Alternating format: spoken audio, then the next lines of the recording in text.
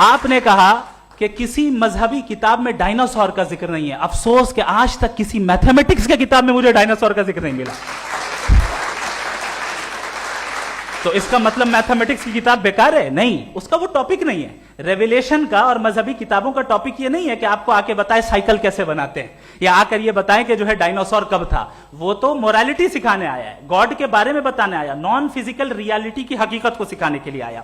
Religion science کو روکتا ہے؟ نہیں روکتا. اگر روکتا ہے تو غلط کرتا ہے.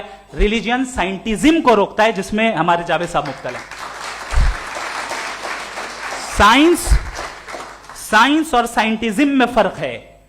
سائنٹزم یہ ہے کہ آپ سمجھیں کہ سائنس اور سائنٹیفک میتھڈالوجی یہ نالج کو حاصل کرنے کا واحد سورس آف نالج ہے. یہ ہے سائنٹزم.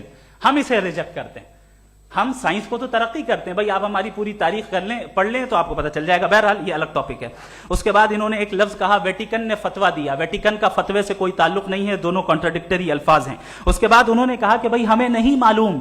اگر نہیں معلوم تو کلیئرلی کہہ دینا کہ نہیں معلوم ہے, اس میں کیا حرج ہے؟ تو وہی تو میں کہہ رہا ہوں نا کہ آپ کہہ دیں کہ نہیں معلوم, لیکن کلیم کیوں کر رہے ہیں کہ گاڈ ایگزسٹ نہیں کر رہا ہے؟ آپ کہہ دیں نہیں معلوم ہے, ہو سکتا ہے ہو سکتا نہ ہو, لیکن آپ کلیم کر رہے ہیں.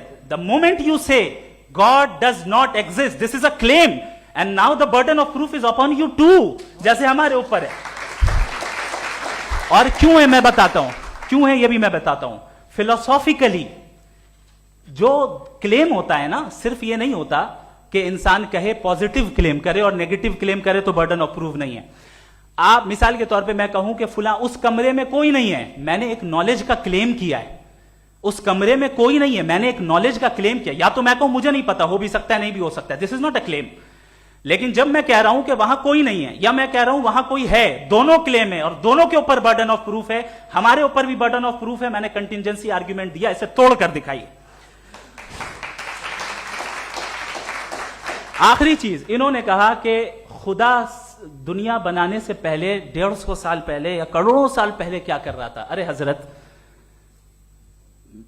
چلیں بہرحال میں جواب دے دیتا ہوں, آپ ہمارے ریسپیکٹڈ پرسنالٹی ہیں, اگر آپ نہیں ہوتے تو میں اسے انٹرٹین ہی نہیں کرتا.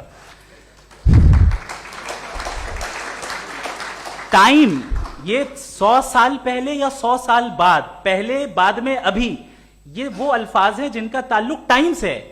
ٹائم شروع ہی ہوا ہے یونیورس کی بگننگ کے بعد, تو اس کے پہلے خدا کیا کر رہا تھا؟ سوال اللاجیکل ہے, یہ فیلسی ہے. یعنی آپ یہ کہہ رہے ہیں کہ یونیورس کے بننے سے پہلے خدا کیا کر رہا تھا؟ ٹائم کے بننے سے پہلے کا تعلق ٹائم سے, ٹائم اس وقت تھا ہی نہیں, تو یہ سوال ہی انویلڈ ہے خدا کے تعلق سے. دوسری چیز, آرگیومنٹ آف کنٹینجنسی جو میں نے آپ کے سامنے پیش کی ہے, آپ نے بار بار یہ پروف کیا اور یہ کہہ رہے ہیں کہ گاڈ آف گیپس. دیکھیں پہلے نہیں معلوم تھا, سائنس نے کر دیا. سمپل کی مثال سے میں سمجھا دیتا ہوں.